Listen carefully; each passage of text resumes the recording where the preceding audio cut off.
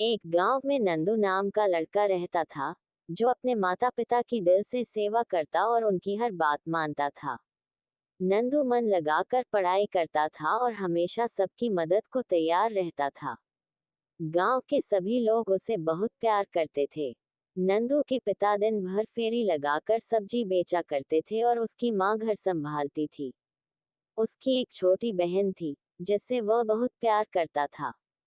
पिता की कमाई से घर और पढ़ाई का खर्चा निकल जाता था। स्कूल जाने से पहले नंदू सुबह सारी सब्जियां धोकर ठेली पर सजा देता था, जिससे उसके पिता को मदद मिल जाती थी। एक दिन उसके पिता बारिश में भीग गए और बीमार पड़ गए। फिर एक दिन अचानक उनकी मृत्यु हो गई।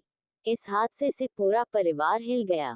घर में सभी पैसे पैसे के लिए मोहताज हो गए। नंदू की माँ की तबीयत भी खराब रहने लगी। नंदू समझ नहीं पा रहा था कि कैसे वह परिवार की मदद करे। नंदू ठेली लगाना तो चाहता था, लेकिन अभी वह सिर्फ 8 साल का था। इतनी कम उम्र में वह इस काम को नहीं संभाल सकता था। नंदू ने अपनी माँ से रामायण, महाभारत के साथ साथ दैवीय चमत्कार की कहानियां सुनी थी। उसके मन में विचार आया कि भगवान तो सभी की मदद करते हैं, उसकी भी जरूर करेंगे।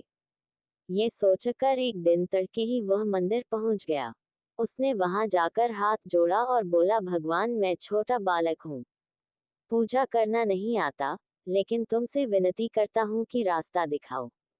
इस तरह नंदू स्कूल जाने के क्रम में नियम से रोज मंदिर जाता और भगवान से विनती करता। इस तरह करते करते उसे कई महीने गुजर गए।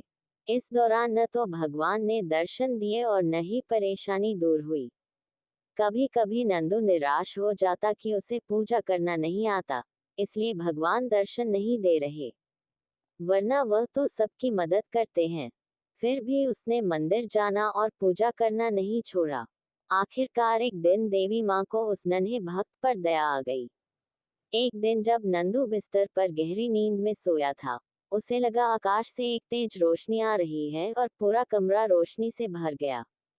कुछ देर बाद उस रोशनी से हाथ में छड़ी लिए नन्ही परी निकली, जो बिल्कुल वैसी ही थी जैसा उसने किताबों में पढ़ा था। नंदू को यकीन नहीं हो रहा था। वह भौचक्का से बस उसे देखे ही जा रहा था।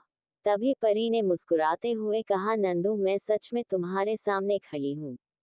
नंदू ने तुरंत कहा, तो क्या तुम परी हो? परी ने मुस्कुराते हुए कहा, हाँ।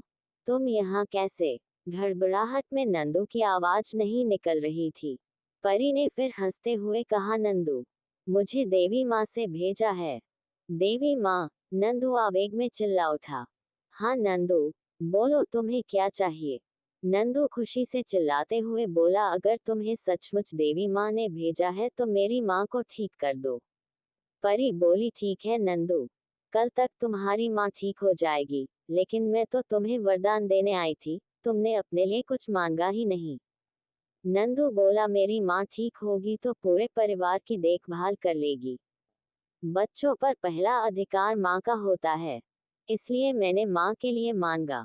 परी खुश होकर बोली, नंदू तुम बहुत अच्छे हो, तुम मुझसे एक और वरदान मांग सकते हो। इस पर नंदू बोला, परी मुझे ऐसा वरदान दो कि मैं बड़ा होकर अच्छे रास्ते पर चल सकूं।